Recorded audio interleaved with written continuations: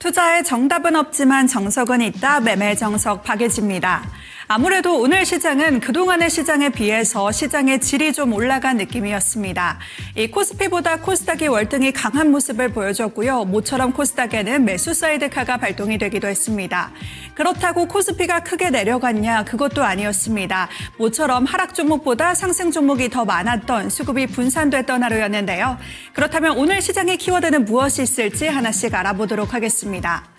우선 첫 번째 키워드 코스피 11,450포인트 가능입니다. 오늘 코스피보다 코스닥이 더 강했던 순환매가 도는 시장이었지만 증권가에서는 여전히 코스피의 목표치에 주목하고 있습니다. 코스피의 이익 추정치가 빠르게 상향 조정되면서 지수 상단에 대한 눈높이도 높아지고 있다는 분석이 나오는데요. 하나증권에서는 2027년 순이익의 추정치를 감안해서 코스피의 예상 산단은 11,450포인트로 상향했다고 설명했습니다. 올해 코스피의 순이익이 729조 원으로 전년 대비 무려 235% 증가하는 모습이었고요. 내년에는 946조 원으로 30%가량 증가할 것이라고 전망했습니다. 또한 최근에 SK하이닉스가 삼성전자의 시가총액을 넘어선 것에 대해서는 극단적인 쏠림 현상이다, 과열 현상이다라는 분석을 내놓기도 했는데요. 하지만 그러면서도 다른 업종이 반도체의 벽을 넘어서기는 어려운 상황이라고 진단했습니다. 삼성전자와 하이닉스의 이익 우위가 여전히 강하다면서 이익을 기준으로 봤을 때는 순환매는 제한적일 것이다라는 분석도 함께 내놓았습니다. 이와 함께 순환매 조건으로는 이익 증가의 격차가 줄어드는지 여부라면서 국내 증시는 반도체 이익 모멘텀이 여전히 강한 만큼 단순한 낙폭과대보다는 이익과 현금 흐름 그리고 수익성 개선 여부를 함께 봐야 한다고 이야기했습니다. 이어서 두 번째 키워드 대규모 반도체 투자 확인해 보겠습니다. 오늘 삼성과 SK가 반도체를 중심으로 한 대규모 국내 투자 계획을 발표했습니다.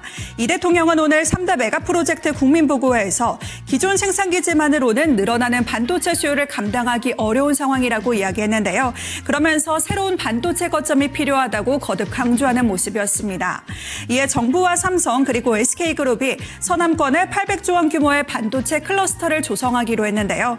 아울러 이재용 삼성전자 회장은 이 광주를 새로운 반도체 생산 거점 후보지로 검토하겠다라고 이야기했고요. HBM 패키징은 충청권에 집중 투자하겠다라는 방침도 내놓았습니다. 이어서 최태원 SK 회장은 향후 10년간 연평균 100조 원 이상을 국내에 투자하겠다라면서 AI와 반도체를 중심으로 한 생산 확대 계획을 내놓았습니다. 다만 수백조 원 규모의 민간 투자가 계획대로 이행되고 또 전력과 용수 등 기반 시설이 적기에 구축될 수 있을지가 성패를 가릴 것이라는 분석도 함께 나오고 있습니다. 끝으로 마지막 키워드로는 2차 전지 다운사이클 종료로 확인해 보겠습니다. 3년간 이어졌던 2차 전지 업황의 다운사이클이 종료 국면에 들어갔다라는 분석이 나오고 있습니다. 전기차 수요 둔화와 재고 조정 그리고 리튬 가격 하락으로 부진했던 2차 전지 업종이 올해 하반기부터는 점진적인 회복세를 보일 수 있다라는 전망이 나오는데요. NH투자증권은 테슬라의 판매 회복과 또 유럽 시장에서 국내 배터리 업체의 점유율 회복 가능성, 이 밖에도 미국 전기차 시장의 역성장폭 축소와 ESS 시장의 고성장이라는 4가지 근거를 바탕으로 다운사이클 종료를 전망했습니다. 다만 2차 전지 업종 내에서도 포트폴리오 분산보다는 셀 업체를 중심으로 한 압축 전략이 필요하다라면서 LG에너지솔루션과 삼성 SDI를 최선 호주로 제시하기도 했습니다. 이렇게 오늘 시장의 3가지 키워드를 함께 정리해봤습니다. 이어서는 멘토님과 함께 시장 전략 마련해보도록 할 텐데요.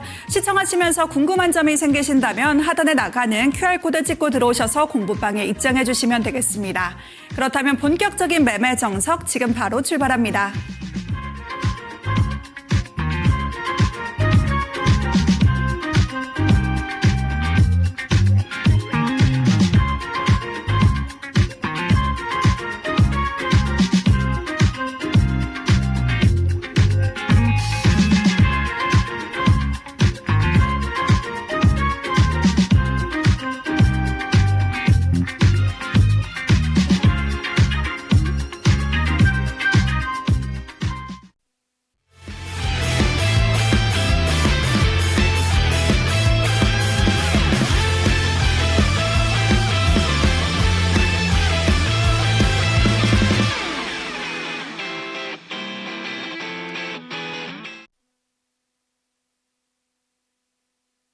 네, 오늘부터 투자를 다시 정의합니다. 수익을 위한 과정과 기준부터 꼼꼼히 점검해 드리겠습니다. 안녕하세요. 매매정석 박예지입니다.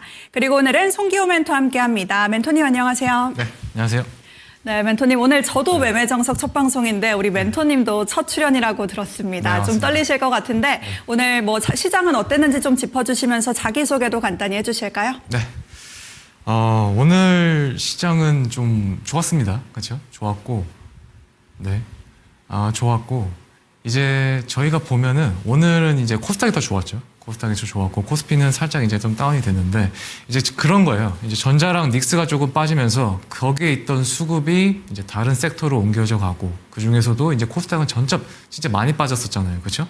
그래서 그 코스닥 쪽으로 좀 이제 수급이 쫙 몰리면서 오늘은 코스닥이 좀 좋은 모습을 보였는데, 그 중에서도 제일 좋았던 섹터가 어디냐라고 하면은 일단은 제가 말씀드린 것처럼 2차 전지 좋았고, 오늘 바이오도 괜찮았습니다. 바이오도 괜찮았고, 그리고 이제 처음에는 장비 쪽이 수급이 좀 들어오나 싶었는데 장비 쪽은 조금 빠지면서 이제 다른 섹터들로 이제 좀 많이 수급이 돌아왔는데, 저는 개인적으로 그래서 3분기는 계속 이런 식으로 흘러갈 것 같다. 네, 어떤 식으로 흘러가냐라고 하면은 전자랑 닉스는 위아래에서 이제 왔다 갔다 할 겁니다. 왔다 갔다 할 건데, 나머지 섹터들 중에서도 이제 많이 빠진 종목들, 유망한데 많이 빠진 종목들은 이제부터 좀 올라오겠죠. 그 중에서도 이제 저는 코스닥 쪽에서는 바이오 중에서도 이제 시밀러 쪽이 제일 좋아 보이고, 그 다음으로 이제 뭐 코스피로 가면 2차 전지, 그리고 뭐 로봇 쪽, 이렇게 좀 보고 있습니다. 그래서 오늘 시장을 잠깐 설명을 드렸고, 그래서 어떻게 된다? 3분기는 저는 기회의 장이다, 이렇게 좀 생각을 하고 있습니다. 왜 기회의 장이냐라고 하면은 3분기는 저는 그래서 이제 좀 박스권에서 움직일 거라고 보고 있고, 박스 트레이딩을 해야 돼요. 박스 트레이딩을 해야 되고, 1분기나 2분기처럼 그냥 상승하는 시장은 없을 거라고 봅니다. 그리고 저희가 이제 지수 레벨이 굉장히 많이 올라와 있어요. 지수 레벨이 굉장히 많이 올라와 있기 때문에 지금부터는 등락이 한 5%만 돼도, 예를 들어서 지금 9,000포인트잖아요. 8,500포인트라고 하면은 거기에 5%면은 거의 한 500포인트가 움직이는 거예요. 지금 코스닥이 몇 포인트죠? 코스닥이 오늘 기준으로 한 890포인트 정도 될 건데, 그러니까 코스닥의 반이 이제 하루에 움직이는 거죠. 그러면 등락폭이 셀 수밖에 없습니다. 힘들 수밖에 없어요. 그래서 3분기에는 저희가 박스 트레이딩으로 조금 홈런보다는 안타를 노리면서, 번트를 노리면서 좀 매매를 하면서, 이제 4분기에 대세 상승이 한번 또 오게 되면 그때부터는 좀 천천히 매매를 하면서 3분기에 수익을 쌓은 걸로 4분기를 위해서 재투자를 하면서, 그렇게 좀 3분기를 준비해 보시면 되겠습니다. 그러면 뭔데 어떻게 그렇게 얘기를 하냐라고 하시면, 자기소개를 좀 잠깐 하겠습니다. 저는 이제 오늘 첫 방송이니까 좀 자세하게 할게요. 첫 방송이고, 그래서 저는 이제 올해 4월부터 이 경제방송을 좀 시작을 했습니다. 그래서 그 전까지는 뭐 했냐라고 하면 이제 증권사죠. 증권사에서는 이제 세일즈 앤 트레이딩에서 이제 델타원이라고 하는데, 거기서 이제 제가 주식, 지수 차익거래는 위에서 팔고 위에서 밑에서 사고 이런 걸 하는 겁니다. 그래서 그걸 하고 이제 본사 리서치 센터에서는 반도체 쪽 RA를 했습니다. 그러니까 하다가 이제 운용사로 옮겨서 이제 코스닥 150, 나스닥 롱숏이면 이제 위에서는 숏치고 밑에서는 롱치고 두 개 다 하는 거죠. 두 개 다 하는 거기 때문에 지금 시장 굉장히 좀 잘하는 시장이다, 이렇게 좀 말씀을 드릴 수 있고, 그래서 이렇게 좀 제 경력을 소개를 드려봤고, 네, 자격은 이제 저는 이제 CFA라는 게 있습니다. CFA는 사실 이제 제가 생각하기에 이 경제 방송에는 아무도 안 갖고 계신 것 같아요. 보니까 뭐 끼케야 레벨 1, 2 정도 갖고 있는 것 같은데, CFA도 갖고 있기 때문에 진짜 전문가다, 이렇게 좀 말씀을 드릴 수 있을 것 같아요. CFA는 그냥 쉽게 얘기하면 미국에서 보는 어떤 좀 금융 전문 자격증인데, 한 수험기간 3년 정도 되고 그냥 영어로 수학 시험 본다, 이렇게 좀 생각을 해주시면 되겠습니다. 그리고 세 번째는 실력인데, 오케이, 자격이랑 경력은 알겠어. 근데 실력은 어떻게 될지 모르잖니? 라고 생각하실 수 있잖아요. 그래서 실력도 된다, 그렇게 좀 가져와 봤습니다. 그래서 대부분 전문가들 보면 이제 다 뭐 투자대회 수익률 이런 거 자랑하시더라고요. 그래서 뭐 한국 1등도 계신데, 저는 어디 1등이다? 동아시아 1등이다. 그래서 동아시아는 어디다? 라고 하면은 이제 홍콩, 일본, 싱가포르, 한국, 여기 이 라인에서 이제 네, 죄송합니다. 네, 여기서 이제 수익률 대회를 해요. 해외 기관 투자자 대상으로 수익률 대회를 하고, 여기서 17년부터 19년까지 계속 1등을 했다. 그럼 그 뒤로는 뭐 했냐? 그 뒤로는 제가 이제 운용사에 가서 이제 매매를 했기 때문에 그때부터는 제가 수익률 대회에 참여를 못 했습니다. 네. 이렇게 좀 제 소개를 해봤고, 네. 그래서 또 넘어가면, 네. 그래서 이번 3분기는 어떻게 하자? 이 변동성을 즐기자. 변동성을 힘들어 하시면 안 돼요. 이 변동성을 즐기면은 이것만큼 좋은 수익계도 없습니다. 변동성이라는 게 결국은 이런 거예요. 박스가 있으면 박스 위아래가 한 20% 정도 되는 겁니다. 20% 정도 되면 밑에서 사고 위에서 팔면 대략 한 20%예요. 대략 한 20%고 이게 계속 올 겁니다. 기회가 이런 식으로 3분기에는 계속 기회가 올 거니까 요거를 잘 누리시는 게 중요해요. 네, 그래서 3분기엔 저는 개인적으로 계속 이제 박스 트레이딩을 한다고 보고 있고, 그래서 그 수익으로 4분기에는 그냥 딱 한 번만 매매하고 저점에서만 매매하고 그러면은 되는 시장이거든요. 4분기는 그러면 되는 시장이기 때문에 3분기에 조금 열심히 매매하셔가지고 이 변동성을 이용해서 좀 수익을 많이 쌓아 올리셔가지고 쌓은 수익으로 4분기를 위해서 주요 전략 종목에다가 재투자하시는 거, 그거를 저는 좀 추천을 드립니다. 그래서 이렇게 변동성을 즐기면서 매매 수익을 계속 내자, 이렇게 좀 말씀을 드릴 수 있겠습니다. 이렇게 지금 진행을 해보고, 자, 그래서 그럼 3분기 코스피는 어떻게 대응을 하냐라고 하면은, 제가 아까 계속 박스권이라고 얘기를 했죠. 박스권이라고 얘기했는데 이 박스권이 변동성이 되게 크다. 어떻게 되냐? 그래서 25년부터 10월부터 이제 26년 1월까지 요때를 보면요. 박스권이 있긴 한데 굉장히 폭이 좀 미미해요. 10% 정도라서 이거는 여러분들이 그냥 어느 정도 다 버티셨을 겁니다.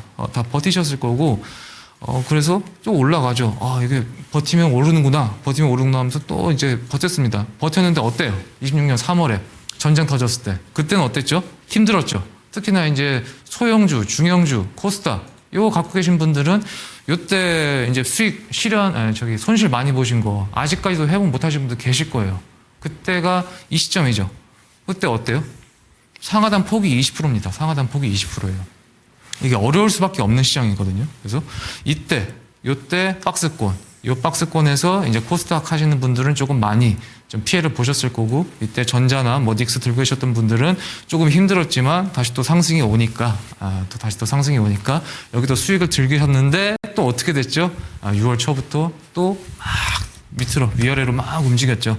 그래서 지금 시장은요, 지수 레벨이 올라간 만큼 계속 이렇게 변동성을 줘가면서 투자자들을 이탈을 시킬 겁니다. 조금 멘탈이 약하고 조금 힘들어하는 투자자들을 계속 이탈을 시키면서 조정이라는 거를 되게 좀 다이나믹하게 거실 거예요. 그렇기 때문에 여기서 이탈하지 마시고, 오케이, 변동성이 와, 그러면 내가 너에 따라서 잘 매매해줄게, 이렇게 생각을 하시면 됩니다. 그래서 이렇게 보시면 되고, 그러면 이런 조정이 언제쯤 끝날까라고 생각을 해보면 대략 평균적으로 10주가 걸려요. 그래서 여기도 보시면 25년 10월부터 26년 1월까지 해서 대략 한 10주 정도 이제 돌파를 했고, 박스권을 횡보한 다음에 여기도 똑같이 26년 3월부터 4월 말까지 해가지고 한 10주 정도 횡보를 하고, 그래서 지금은 대략 보면 10주라고 보면 한 8월 초순, 8월 첫째 주에서 둘째 주 이쯤이면은 이런 변동성 장이 끝나고 한번 방향성이 나온다,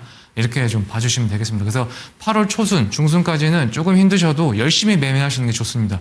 열심히 매매하면은 여기는 수익을 주는 시장이에요. 수익을 주는 시장이기 때문에 꼭 열심히 매매하셔야 됩니다. 그래서 이렇게 좀 3분기 코스피를 좀 말씀을 드리고, 네, 그래서 다음으로 넘어가 보겠습니다. 다음으로 넘어가면 그래서 이렇게 진행이 되는 거죠. 제가 아까부터 계속 좀 설명을 드리는데, 네, 다 지워야 되네요. 그래서 보시면, 네, 이렇게 채널을 이렇게 그리면서 위아래로 움직인다. 그래서 오늘 어디서 반등이 나왔어요? 채널 하단, 여기서 반등이 나왔죠. 여기 반등이 나왔고, 그럼 어디까지 갈까요? 10,000포인트? 10,000포인트까지는 한번 또 뚫어볼 수 있지 않을까?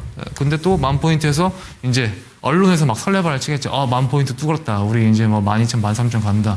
그러면 여기서 다시 이렇게 하락을 주겠죠. 저는 개인적으로 그렇게 생각을 하고 있습니다, 지금. 그래서 지금 이런 시기에는 너무 언론이나 그런 거를 믿지 않는 게 좋아요. 그런 걸 믿지 말고 이렇게 가격의 움직임을 보면서 매매를 하시는 게 굉장히 중요합니다.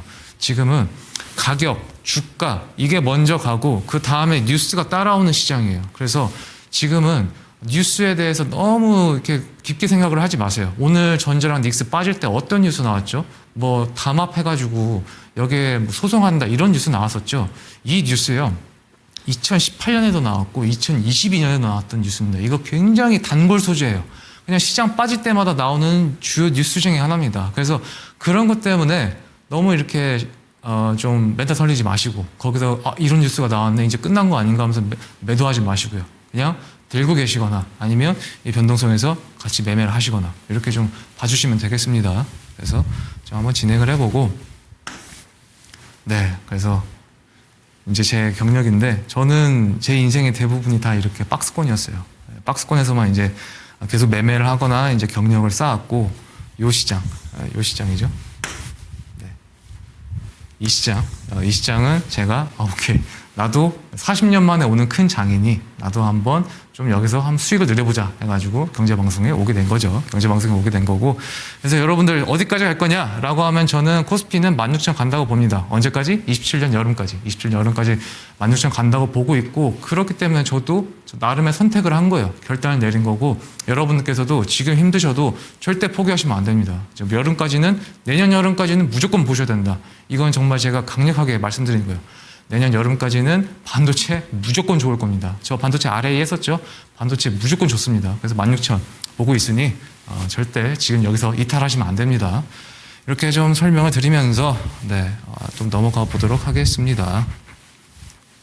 네, 그래서 수익은 대략 26일 날 이제 좀 시장이 많이 빠질 때죠. 시장이 많이 빠질 때 제가 수익을 냈던 거고요. 그래서 이날 좀 매매를 열심히 했습니다. 뭐 전기, 물선, 뭐 이거는 아침에 다 팔았고, 그다음에 이제 인버스 들어가고, 이제 위에서 롱도 들어가고. 그래서 제가 말씀을 드렸죠. 위아래로 다 하면은 수익률이 하루에 16% 나온다. 하루에 16% 나올 수 있으니까 여러분들도 다 할 수 있어요. 다 할 수 있기 때문에 걱정하지 마시고 그냥 지금 이 변동성 즐기자. 다시 한번 계속 말씀드립니다. 계속. 네, 그래서 제가 말씀드렸다시피 3분기 잘 준비해야 4분기가 편하다. 네. 그래서 아까 제가 말씀드렸죠. 왜 어떻게 가냐? 16,000을 잠깐 설명을 드릴게요. 저는 처음이니까. 그래서 이 85년부터 89년까지가 우리나라의 어떤 주식시장 최대 호황기 중에 하나였습니다. 이 85년부터 89년까지 이때 딱 10배 갔어요. 이때가 딱 10배를 갔고 그 다음으로 그냥 40년 넘게 계속 횡보만 했습니다. 계속 횡보만 하다가 어떻게 돼요? 이번에 처음으로 이 채널 상단부터 하단까지 쭉 올라가는 모습이죠. 그래서 이때랑 85년이랑 89년이랑은 살짝 다른 게 속도가 다를 거예요. 속도가 어떻게 다르냐? 왜 다르냐? 85년, 89년에 솔직하게 얘기해서 외국 사람들한테 나 코리아에서 왔다고 하면 누가 알아요? 아무도 모르죠. 그렇기 때문에 이때는 외국인 투자자가 없었어요. 이때는 그냥 우리나라 국내 자금으로 올린 거예요. 지수를. 그래서 좀 늦게 올라갔습니다. 10배를. 4년 걸렸죠. 근데 지금은 어때요? 코리아라고 하면 다 알죠. 게다가 외국인 자금 계속 들어오고 있죠. 뭐 코스피에서 외국인이 계속 매도 친다 하지만 그건 그냥 리밸런싱입니다. 계속 오르니까 파는 거예요. 걱정하지 마세요. 계속 들어올 겁니다. 계속 들어올 거고. 그래서 어떻게 돼요? 저는 그래서 이 시장이 이때보다는 더 빨리 올라갈 거라고 보는 거예요. 왜? 유동성이 풍부하니까. 우리나라 자금만 있는 게 아니잖아요. 그렇죠? 외국인 자금들도 계속 들어올 겁니다. 계속 들어올 거기 때문에 이거 생각보다 빨리 올라갈 거예요. 빨리 올라갈 거기 때문에 지금 여기서 힘들다고 포기하시면 안 된다는 게 제가 그 말씀 드리는 겁니다. 27년 여름, 가을 이때면은 16,000 딱 찍을 겁니다. 그렇기 때문에 지금 여기서 너무 이제 힘들어하지 마시고 그냥 3분기는 오케이.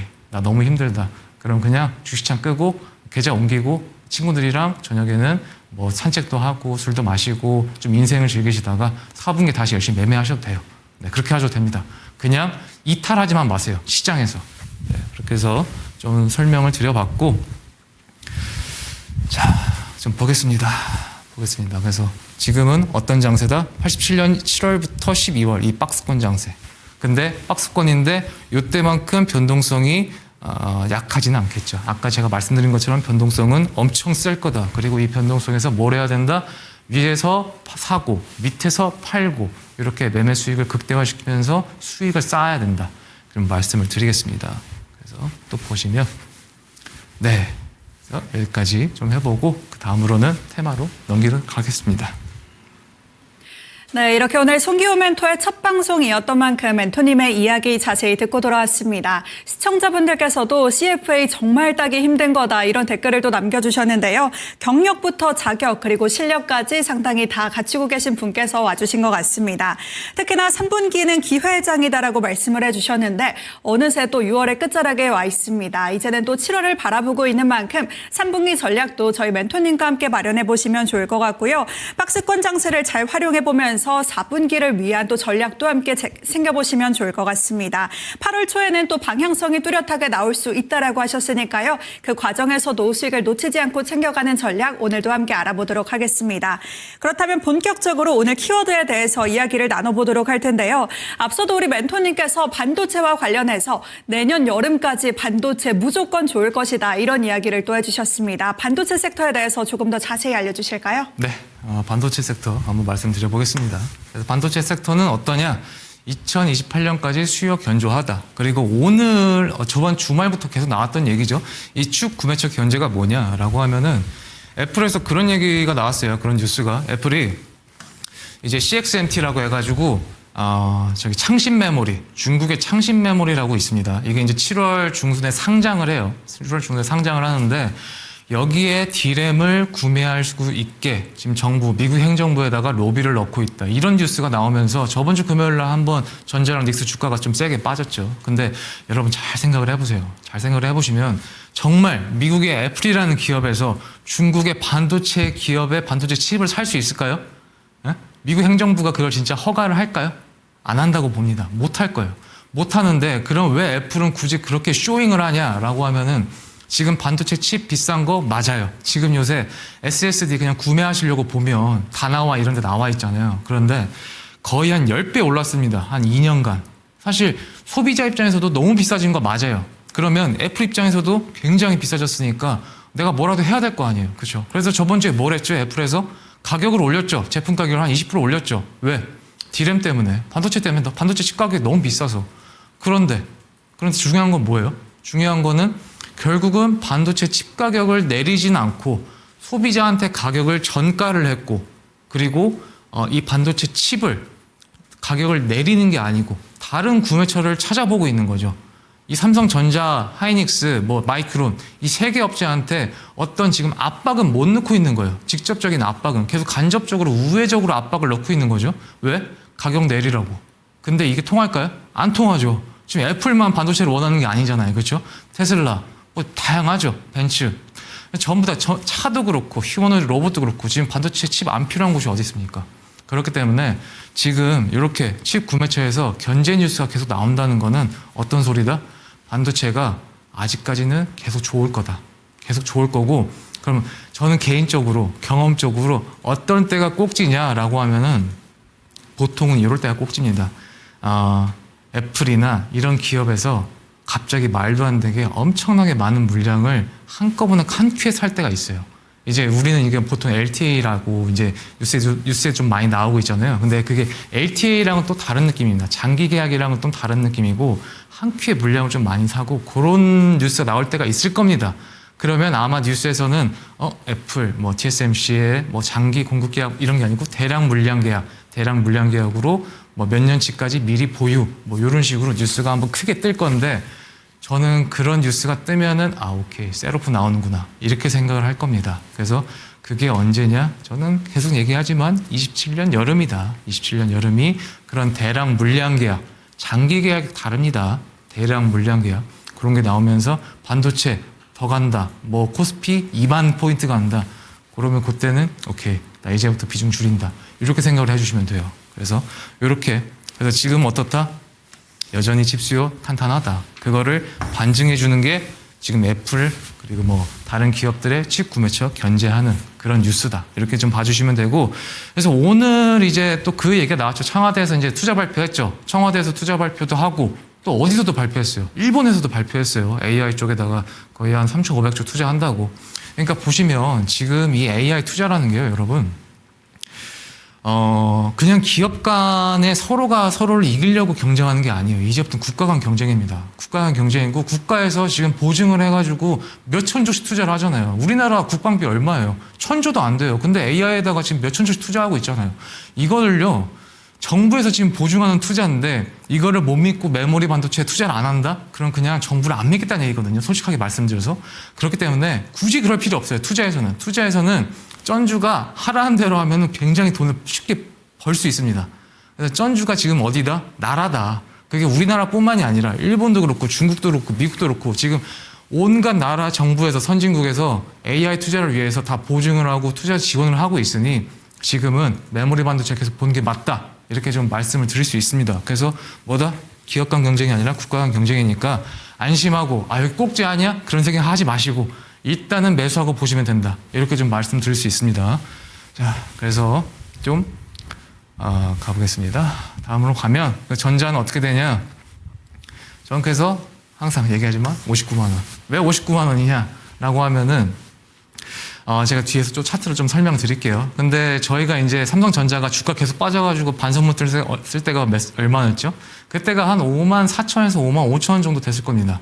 거기서 딱 10배 간 거예요. 그냥 솔직하게 얘기해서. 근데 왜 10배냐라고 하면은 이 대형주, 1등주 10배는 굉장히 큰 의미가 있어요. 굉장히 큰 의미가 있고 제가 아까 코스피가 10배 간다고 했잖아요. 그러려면 전자가 10배를 가야 됩니다. 왜? 1등주니까. 1등주가 10배를 간다는 거는 그냥 단순히 뭐 주포나 그런 개념이 아닙니다. 이런 대형주에는 그런 주포 그런 것도 없어요. 그냥 다 스마트머니예요. 스마트머니가 10배를 땡긴다는 건 앞으로 10년 뒤에 실적까지 다 땡겨가지고 10배거든요. 근데 10년 뒤에 실적까지도 좋아질 거다라는 걸 반영을 해가지고 땡기는 주가이기 때문에 지금은 그게 가능하다. 그게 가능합니다. 그래서 28년까지 계속 좋을 거고 그 뒤로는 어떻게 돼요? 이제 사이클 산업이 아니고 구조적 산업이라고 하잖아요. 구조적 산업이고 그 실적을 미리 다 땡겨서 내년까지 59만 원이 간다. 이렇게 좀 보고 있기 때문에 저는 장기 27년까지 59만 원 간다. 이렇게 보고 있고 중기로는 제가 아까 코스피 지수 설명에서도 말씀드렸지만 급등락 폭은 좀 큰 거를 각오는 하셔야 됩니다. 그래서 위아래로 계속 한 20-30% 정도 움직일 거예요. 움직일 거고 그거는 조금 각오를 해주셔야 된다. 그걸 좀 각오를 해주셔야 된다. 그리고 단기로는 뭐가 있죠? 주요 이벤트가 7월 초에 저희 삼성전자 잠정 실적 있습니다. 뭐 저희 보니까 오늘 뉴스에 삼성전자 영업이익 하향 뭐 전망 나왔는데 글쎄요, 뭐 모르겠습니다. 그게 전망이 나오더라도 결국은 미리 반영된 뉴스고 앞으로의 가이던스가 중요하겠죠. 얼마를 더 벌 거다. 근데 저는 더 잘 벌 수 있을 거라고 생각을 합니다. 근데 그 전에 잠정 실적 발표하기 전에 어느 정도 차익 실현 매물이 나오겠죠. 그래서 오늘 올랐지만 또 이제 또 7월까지는 계속 위에서는 내리고 밑에서 또 오르고 이런 변동성 장이 반복이 될 수 있다는 거 그거를 좀 염두에 두시면서 매매를 해주시면 되겠습니다. 그래서 자 이렇게 좀 해보고 그래서 보면 그래서 보시면 98년부터 2000년 5월 이때 단커버블이죠. 이때 10배 갔어요. 이때 전자가 10배 갔다. 이때 전자가 10배 갔고 지금 AI 버블이죠. 10배 간다니까요. 갈 수 있습니다. 이때 이거 그냥 주가 실적으로 10배 간 걸까요? 아니에요. 이때도 내러티브랑 같이 껴가지고 10배 간 겁니다. 그러면 이때는요. 실적도 좋은데 내러티브까지 같이 끼면 10배 무조건 가죠. 그렇기 때문에 제가 계속 59만 원 얘기하는 거예요. 그래서 걱정하지 말으셔라. 갑니다. 갑니다. 그래서 좀 보겠습니다. 그래서 등락폭은 계속 이렇게 왔다 갔다 할 거다. 그래서 10%에서 24%, 그 다음으로는 31% 조금 많이 힘들겠죠. 그래서 제가 말씀드린 게 뭐다? 밑에서 사고, 밑에서 사고 위에서 팔자 이겁니다. 이거고. 그래서 이렇게 좀 진행해 주시면 되겠습니다. 그러면 변동성은 언제쯤 줄어들 거냐라고 하면은 저는 계속 말씀을 드리는 게 8월 초다. 8월 초, 8월 중순 요 라인 계속 이런 식으로 반등성이 줄어들 거예요. 이렇게 줄어들 테니까 이렇게 줄어들면서 이렇게 방향성이 이렇게 나오겠죠. 그래서 요거를 봐주시면서 8월 중순까지 한번 조금 견디시는 거 그걸 좀 추천을 드립니다. 그래서 계속 좀 해보겠습니다. 그래서 보시면 저는 이제 계속 매매를 해요. 이제 트레이딩으로 매매를 하고 5월 19일 날 매수해서 뭐 여기서 팔고 6월 9일 날 다시 매수해가지고 20일 날 매도하고 26일엔 또 인버스 잡고 이런 식으로 좀 공격적으로 지금은 매매를 할 거고 저는 한 8월 중순까지는 이런 식으로 계속 매매를 할 예정이에요. 그러면 수익률이 훨씬 더 좋습니다. 그냥 사놓고 기다리는 것보다. 그래서 지금 시장은 그런 시장이기 때문에 이런 거에 대해서 꼭 좀 한번 ETF라는 무기가 있으니까 이런 거 한번 건드려 보시면서 좀 매매를 진행해 보시는 것도 굉장히 좋은 선택이다. 이렇게 좀 말씀을 드릴 수 있겠습니다. 네, 그래서 이렇게 한번 좀 진행을 해보고, 네, 제가 처음이라 이게 페이지 넘기는 게 적응이 잘 안 되네요. 그래서 보시면 그 다음부터 이제 SK 하이닉스입니다. SK 하이닉스 같은 경우는 490만 원인데 비슷해요. 전자랑 거의 비슷한 느낌이고, 그러면 전자랑 좀 다른 게 뭐냐라고 하면 좀 뒤에 설명을 드릴게요. 그래서 단기로 보면 저희 뭐 있죠? 7월 초에 ADR 있죠? ADR 관련해가지고 좀 설명을 드릴게요. ADR 전에 이제 ADR 상장 가격이 나오기 전에 한 번 정도 차익 실현 매물이 나올 수 있죠. 왜? ADR이 나오기 전에는 이제 저희 기관 청약을 하잖아요. 기관 청약을 하는데 청약 경쟁률이 별로예요. 그러면 할인율이 많이 나올 테니까, 할인율이 많이 나오면 SK 하이닉스 수요가 별로 없나 보네, 외국에서. 오케이, 그럼 나도 팔자. 이런 수요가 있을 수 있잖아요. 물론 그럴 리는 없겠지만. 근데 그런 거를 방지하고자 이 ADR 가격이 나오기 전에 미리 좀 차익 실현 매물이 나올 수 있다. 그리고 뭐가 있죠? 7월 말에는 실적 발표 있습니다. 실적 발표 있기 때문에 7월에 SK 하이닉스는 삼성전자보다 변동성이 더 셀 거예요. 더 셀 거기 때문에 오히려 SK 하이닉스 갖고 계신 분들은 더 많이 힘드실 수 있지만 그래도 좀 견디셔야 된다. 이렇게 좀 말씀을 드리겠습니다. 그래서 왜 그러면 SK 하이닉스는 490만 원 이상 가능하냐라고 하면은 이거는 제가 아까 말씀드린 거니까 또 생각하겠습니다. 그래서 네, 채널 하단에서 계속 모아가는 전략이 좋아요. 변동성이 너무 세니까. SK 하이닉스 같은 경우는 레버리지 ETF가 우리나라에만 있는 게 아니죠. 홍콩에도 있고 미국에도 있고. 그래서 SK 하이닉스는 레버리지 ETF 때문에 상승폭도 너무 세고 하락폭도 너무 세요. 그래서 정신을 못 차립니다. 그래서 오히려 이런 종목은 밑에서 이렇게 매수하시는 게 제일 좋아요. 이렇게 모아가는 전략이 제일 좋고. 그러면 왜 ADR 이후에 490만 원 이상을 보냐라고 하면 SK 하이닉스 ADR은 1대10 액면 분할이에요. 굳이 미국에 상장된 주식이라고 해서 1대10으로 액면 분할을 하는 게 전 솔직히 이제 본주도 액면 분할을 준비하고 있구나라고 생각을 했어요. 왜 그러냐면 SK 하이닉스 ADR 가격이랑 본주 가격이랑 괴리가 나게 되면 둘의 차익 거래를 못 합니다. 기관에선 차익 거래라는 걸 해야 돼요. 미국 ADR이 비싸면은 그거를 팔고 본주를 사고, 본주가 비싸면 본주를 팔고 ADR을 사고, 이런 차익 거래 해야 되는데 보세요. 액면 분할이면 그 가격을 맞출 수가 없어요. 맞출 수가 없기 때문에 이게 굉장히 불편해집니다. 그럼 기관 입장에서도 이걸 좋아하지 않아요. 그럼 이번에 SK 하이닉스가 ADR 때문에 NDR 한다고 하잖아요. 로드쇼 하고. 기관 투자자들이 무조건 물어볼 겁니다. 너희 본주도 액면 분할 할 거니? 그러면 오케이, 긍정적으로 생각해 볼게 라고 얘기할 거지만 이미 ADR을 1대10으로 액면 분할을 하기로 했으니까 저는 개인적으로 본주도 액면 분할을 할 거라고 보는 거예요. 그게 언제다? 저는 한 가을 정도라고 보고 있습니다. 그래서 그렇게 좀 보고 있기 때문에 액면 분할을 하게 되면 여기에 수급이 더 붙어서 더 잘 갈 수 있을 거다. 이렇게 좀 보고 있습니다. 네, 그래서 1번 시나리오는 이렇게, 2번 시나리오는 이렇게 좀 진행을 하면 되는 것 같고, 1번 시나리오 같은 경우는 이런 식으로 좀 이렇게 움직이는 건데 저는 1번 시나리오보다는 요 2번 시나리오가 더 맞다고 보고 있어요. 그래서 이런 식으로 움직이는 걸 좀 보고 있고, 그래서 이렇게 시나리오에 맞춰가지고 트레이딩 하실 분들은 매매를 해주시면 되겠습니다. 네, 그래서 저가 이제 매매한 건데, 저도 이제 SK 하이닉스는 거의 그냥 밑에서 모아가기만 해요. 밑에서 모아가기만 하고, 저희 공부방에서도 오늘 약간 코스피 저점, 단기 저점 나온 것 같다, 매수하셔라 해가지고 오늘 공부방에서도 다 매수하셨습니다. 네, 그렇게 해서 이거 좀 봐주시면 되고, 제 공부방 오시면 제가 매일 증시 시황도 올리고 이런 식으로 이제 SK 하이닉스나 전자, 이 대형주는 제가 다 힌트를 드려요. 힌트를 드리기 때문에 들어오시면은 더 좋은 게 많으실 겁니다. 그래서 들어오셔서 공부도 많이 하시고 이런 포인트도 얻어가시고 그러면 좋을 것 같습니다. 자, 그래서 한번 진행을 해보겠습니다. 네. 네, 이렇게 우선 반도체 섹터에 대해서 자세한 이야기를 들어봤습니다. 코스피가 역시나 16,000까지 갈 것이다라고 전망을 해주고 계신데 그 가운데는 반도체가 자리하고 있습니다. 이 삼성전자 59만 원, 하이닉스 490만 원까지 가능하다라는 전망까지 내주고 계신데요. 다만 그 과정에서 변동성은 각오해야 한다라는 이야기도 함께 체크해 보도록 하겠습니다. 이어서 또 두 번째 키워드로는 2차 전지 넘어가 보도록 하겠습니다.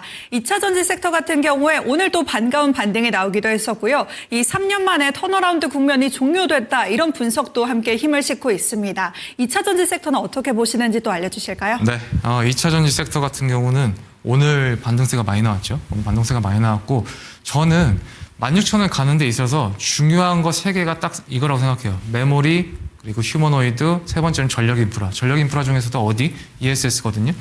ESS가 왜 중요하냐라고 하면은 여러분 데이터 센터 지금 우리나라든 그렇고 미국도 그렇고 최대 화두잖아요. 그렇죠? 이 데이터 센터를요. 안정적으로 돌리려면 ESS는 무조건 있어야 됩니다. 데이터 센터를 생각을 해보세요, 여러분. 여러분들이 챗 GPT를 사용한다고 생각을 한번 해보세요. 여러분들 뭐 그거 시간 따져가지고 사용하시나요? 아니죠. 그냥 뭐 갑자기 생각날 때 있을 때마다 그냥 바로 챗 GPT 돌리시잖아요. 그렇죠? 그걸 근데 전 세계인들이 하고 있어요.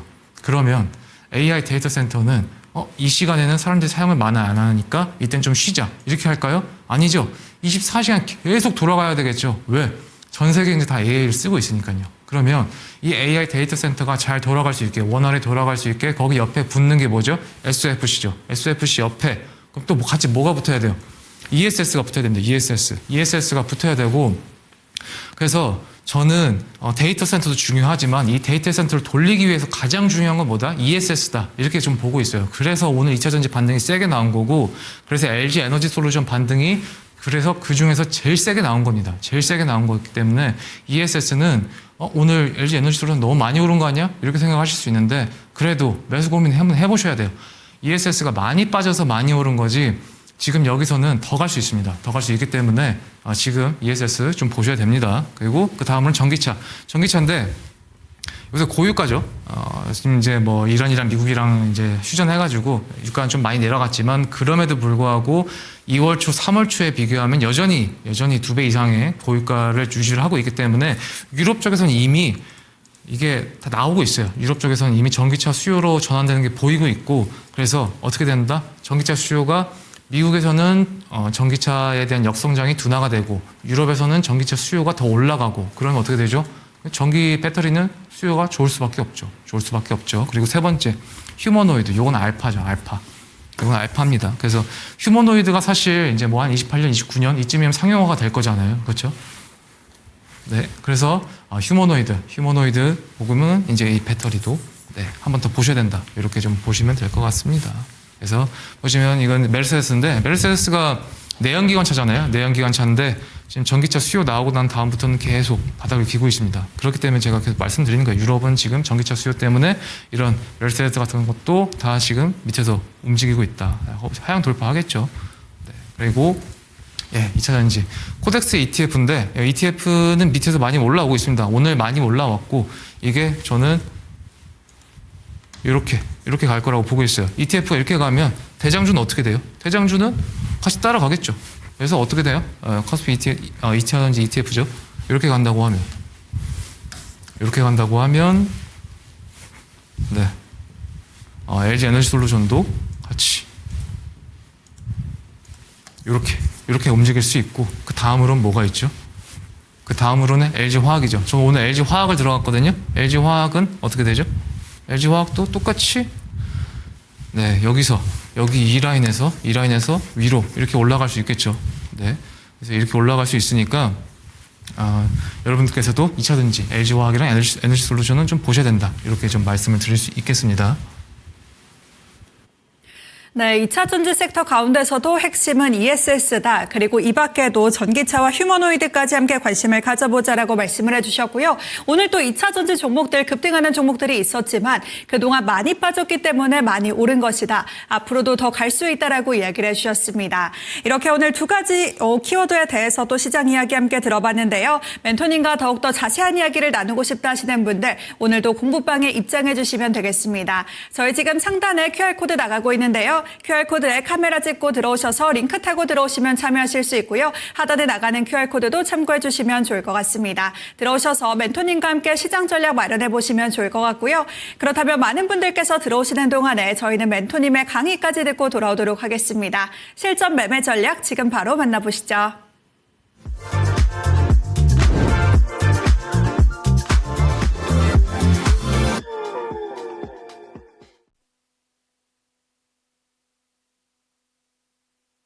네, 그래서 지금 보시면 제 강의를 살짝 준비했는데 저는 이제 국면별로 좀 매매를 다르게 합니다. 그래서 지금은 어떤 국면이냐라고 하면은 조정 국면이죠. 조정 국면. 조정 국면이라고 보고 있고, 이게 어떤 조정이다? 가격 조정이 아니고 기간 조정.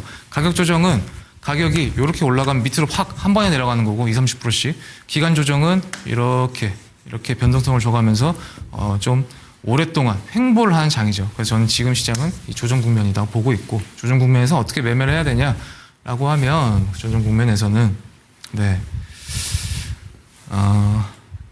조정 국면에서는 계속 박스 트레이딩을 해야 되고, 박스 트레이딩 해야 되는 이유는 뭐다? 저희가 절대 수익을 내야 되기 때문에, 이렇게 매매를 하는 거고, 저는 사실 이제 그 투자자들, 전문가들 보면 이제 하나의 원칙이 있잖아요. 저는 사실 하나의 원칙보다는 그냥 제가 원하는 원칙은 딱 하나입니다. 어떤 국면이든 돈을 반드시 벌어야 된다.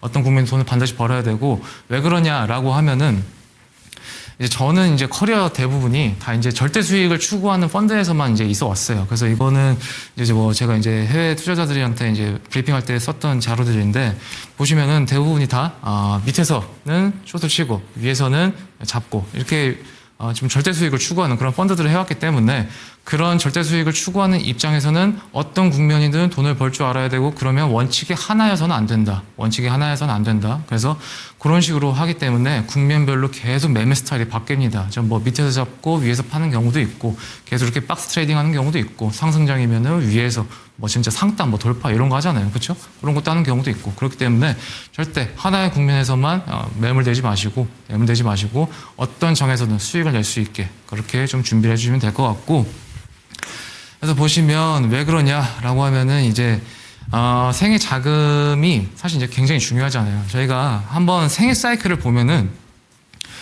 20, 30대 요때 한번 빼고는 소득이랑 소비가 거의 소득이 소비보다 더 높은 경우는 잘 없습니다. 그래서 보시면 20, 30대 때 요때는 소득이 더 높을 거예요, 소비보다. 왜냐하면 이땐 젊을 때고 또 이제 막 시작을 할 때지만 그만큼 소비는 또 없잖아요. 뭐 내 집 마련이 요새 집이 너무 비싸져가지고 그런 것도 있겠지만, 그래도 뭐 작은 데서 시작을 하면은 여전히 소득은 소비보다 적죠. 근데 이제 40대 이상부터는 그때부터는 소비가 좀 많아지죠.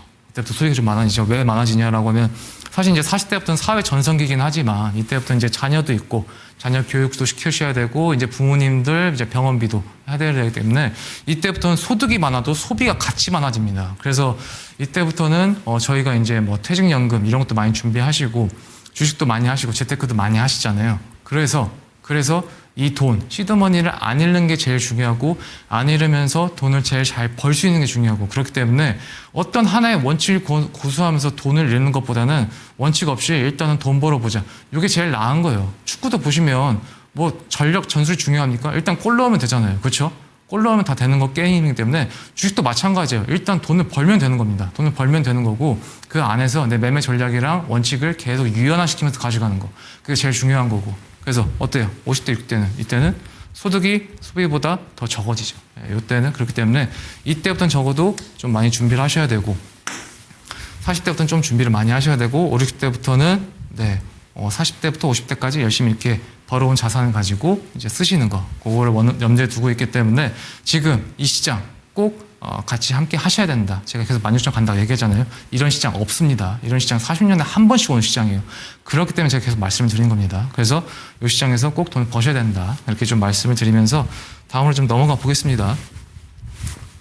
그래서 이거는 이제 좀 불편한 얘기일 수도 있는데, 제가 계속 이제 돈 벌어야 된다 얘기를 하는 게 장수위험이라고 있습니다. 100세 시대라고 하잖아요. 그렇죠? 100세 시대에서 이건 이제 책에 나오는 거예요. 이제 자격증 공부할 때 하던 책에 나오는 건데, 이제 좀 가난하게 오래 사는 게 제일 비참한 리스크다. 이런 식으로 얘기가 나와요. 그래서 우리 CFA로서 우리는 이거를 최대한 방어하기 위해 40대, 50대들의 자산을 최대한 좀 방어적으로, 그리고 보수적으로 굉장히 액티브하게 운용을 시켜줘야 된다. 뭐 이렇게 얘기를 하는데, 그렇기 때문에 제가 지금 주식을 좀 많이 하셔야 된다 이렇게 말씀을 드린 거예요. 제가 아까부터 계속 얘기하잖아요. 이 장이요, 제가 지금 거의 한 15년 동안 이제 계속 주식을 했지만 없어요. 40년 뒤에는 올 거예요. 40년 뒤에는 다 안 계실 거잖아요. 그렇죠? 저도 없을 거고. 그렇죠? 그렇기 때문에 지금 준비하셔야 됩니다. 지금 힘들다고 이탈하지 마시고, 오히려 이런 시장이 기회일 수 있어요.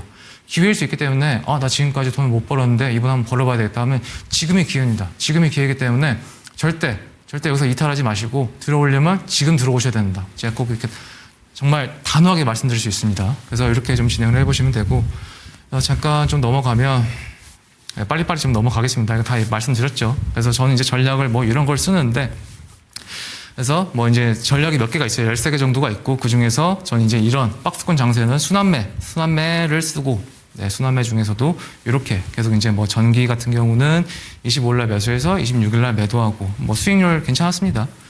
그래서 시젠 같은 경우는 23일날 매수해서 오늘 많이 올랐죠. 오늘 많이 올라서 거의 한 10% 넘게 올랐는데, 이런 식으로 계속 수익을 진행해서 뭐 23일부터 29일까지 한 5일 정도 되죠. 영업일로 한 3, 4일 정도 되고, 그래서 확정 수익률이 대략 한 16% 정도 된다. 그래서 26일 날도 한 14% 정도 나왔고, 23일 날부터 29일 날 매매 진행한 것도 한 16% 정도 나왔고, 그래서 괜찮은 수익률을 오리고 있다. 네, 이렇게 좀 진행을 할 수 있겠습니다. 그래서 이렇게, 네, 그래서 보시면 단기 투자 수익 내셔가지고 장기 전략 종목에다가 계속 재투자하시면은 이 시장 굉장히 조금 선순환적으로 잘 누리실 수 있다. 이렇게 좀 말씀을 드리겠습니다. 네. 네, 이렇게 멘토님의 강의까지 듣고 돌아왔습니다. 오늘 첫 출연이신 만큼 멘토님에 대해서 더욱더 궁금한 점이 많으실 것 같은데요. 그런 분들께서는 오늘 공부방에 입장해 주시면 되겠습니다. 하단에 나가고 있는 QR코드에 카메라 대시고 링크 타고 들어오시면 들어오실 수 있고요. 링크 타고 많은 분들 들어오셔서 실시간 주식 정보와 투자 교육까지 얻어보시면 좋을 것 같습니다.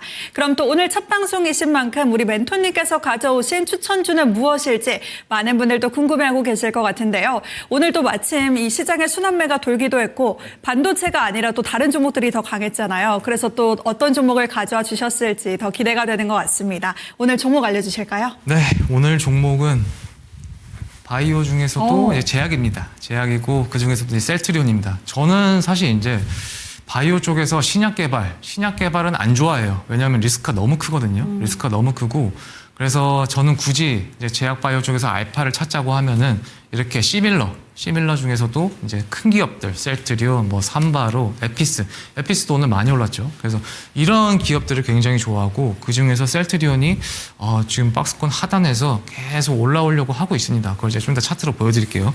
그래서 지금 일단 제약 쪽 꼭 보셔야 된다. 이렇게 좀 말씀드리겠습니다. 그래서 코스닥 제약의 대부분이시잖아요. 그래서 지금 이거 보시는 분들도 좀 마음이 많이 아프실 텐데, 오늘 제약 바이오 조금 올라오는 거 보면서 느꼈습니다. 이제 한 번 정도는 조금 한번 순환매가 돌아올 차례가 되긴 했구나. 그 중에서도 저는 그래서 어디다? 셀트리온이다. 그래서 이거 좀 봐주시면 될 것 같고, 투심, 코스닥, 뭐 엉망이죠. 뭐 말할 것도 없고. 그래서 정부에서 뭐 하고 있죠? 지금 계속 노력하고 있죠. 뭐 승강제 한다, 코스닥 활성화 정책 한다, 계속 하고 있으니까 걱정하지 마세요. 코스닥 하반기에 좋을 겁니다.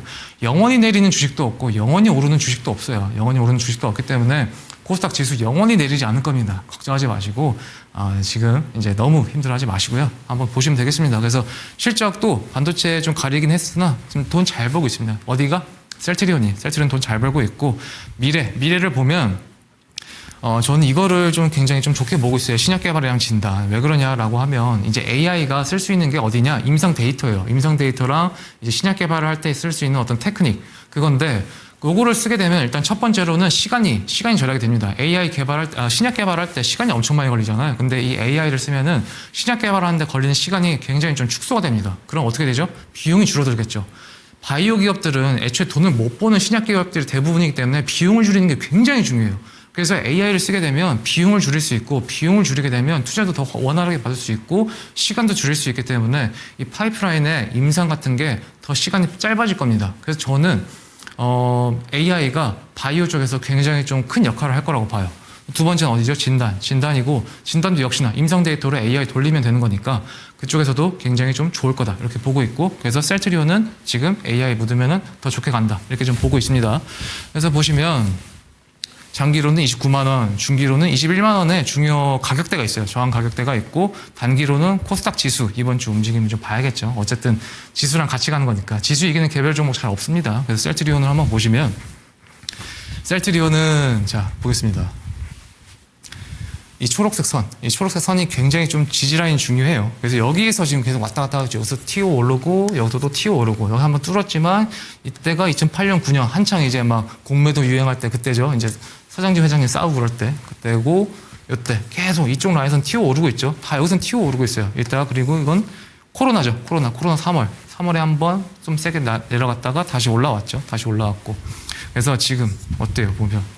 지금 딱 튀어 오를 타이밍이죠. 튀어 오를 타이밍이고, 여기서 이렇게 간다. 이렇게 갈 수 있으니까 지금 너무 걱정하지 마시라. 이렇게 좀 말씀을 드릴 수 있겠습니다. 그래서 코스닥 지수 보면은 코스닥 지수 계속 괜찮을 거예요. 괜찮을 거고 너무 걱정하지 마시고. 네, 그래서 코스닥 지수가 이렇게 오를 거니까 코스닥 지수가 이런 식으로 오를 거니까 코스닥 지수를 따라서 셀트리온도 같이 갈 거다. 셀트리온도 같이 갈 거다. 이렇게 좀 말씀을 드릴 수 있겠습니다. 그래서 셀트리온을 보면 2017년부터 2026년까지 이게 사실상 박스권이에요. 상방을 못 뚫었잖아요. 그렇죠? 신고가를 못 뚫었는데 저점은 계속 높아지고 있어요. 이거는 생각보다 되게 좋은 신호입니다. 되게 좋은 신호고 만약 여기까지 갔는데 또 못 뚫었어요. 그래도 어때요? 지금 하단인데 바닥인데 여기서 뭐 못 뚫으면 여기가 어디예요? 30만 원이거든요? 그럼 팔면 돼요. 30만 원에서. 지금 굳이 매수를 주저할 이유가 없습니다. 셀트리온은 되게 좋은 자리예요. 여기서 만약에 밑으로 뚫려요. 그러면 바로 손절 치면 됩니다. 밑으로 바로 손절 쳐봤자 뭐 지금 한 17만 원인데 밑에 하단이 한 15만 원 정도 되니까 15만 원 뚫리면 바로 손절 치면 되는 거예요. 바로 손절 치면 되는 거기 때문에 지금 자리는 매수하기 되게 좋은 자리다. 이렇게 좀 말씀을 드릴 수 있고 또 어떻다? 지금 바이오 쪽 투심 살짝 돌아오고 있다. 지수가 계속 돌아오고 있고 오늘 셀트리온 반응도 세게 나왔고 굉장히 좋다. 좋기 때문에 셀트리온 보셔도 된다. 이렇게 좀 말씀을 드릴 수 있겠습니다. 그래서 네, 그래서 보면 저는 개인적으로 어떤 걸 추천을 하냐. 요게 이제 제가 보는 라인이에요. 이건 이제 200일 이제 선인데 아마 HTS에서 보시는 분이랑 조금 선이 다를 겁니다. 그래서 요거에 좀 중요하고 이 라인을 돌파하게 되면 위까지 갈 수 있어요. 한 30만 원 이상까지. 근데 이 라인을 돌파를 못하고 이렇게 내려온다? 그러면은 다시 한번 또 이제 저점 테스트 하러 가겠죠. 저점 테스트 하러 갈 테니까 차라리 오히려 지금 매수를 못했으면 18만 3천 요거 돌파하는 걸 보고 매수하셔도 돼요. 요거 돌파하는 거 보고 매수하셔도 그 위로 한 50% 정도는 열려 있으니까 요걸 돌파하시고 돌파하는 걸 보고 매수하셔도 좋다. 이렇게 좀 말씀을 드릴 수 있겠습니다. 그래서 이렇게 좀 봐주시면 되고 네. 그래서 셀트리온은 어떻게 된다? 영업이익 좋아요. 전년비보다 거의 100% 이상 올랐고 진펜트라라는 게 이제 미국에서 하는 처방약인데 요게 이제 미국은 보험이 되게 중요하잖아요. 그 보험 안에 들어가 처방이 될 수 있는 약으로 포함이 되는 게 중요한데 진펜트라가 포함이 됐어요. 포함이 됐고 그렇기 때문에 앞으로 실적 더 좋아질 겁니다. 더 좋아질 거기 때문에 지금 셀트리온 보셔도 아주 좋다. 아주 좋다 말씀드릴 수 있겠습니다. 그래서 매수가는 18만 5천 원에 1차 목표가 21만 원, 손절가는 18만 원 정도로 좀 잡아드렸습니다.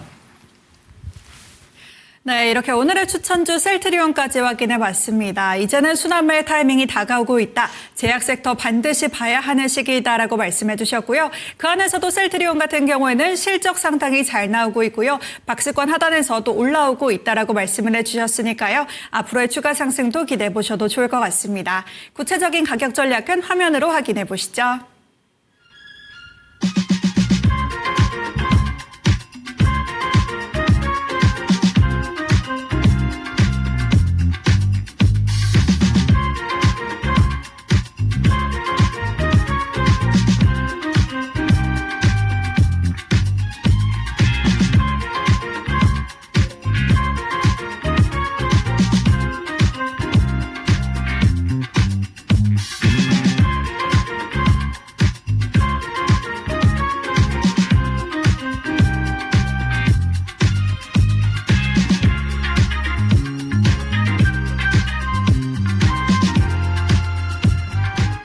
네, 이렇게 오늘 매매 정석 저희가 준비한 소식은 여기까지입니다. 저희는 내일 또 6월의 마지막을 잘 보내주면서 내일 이 시간에 다시 찾아오도록 하겠습니다.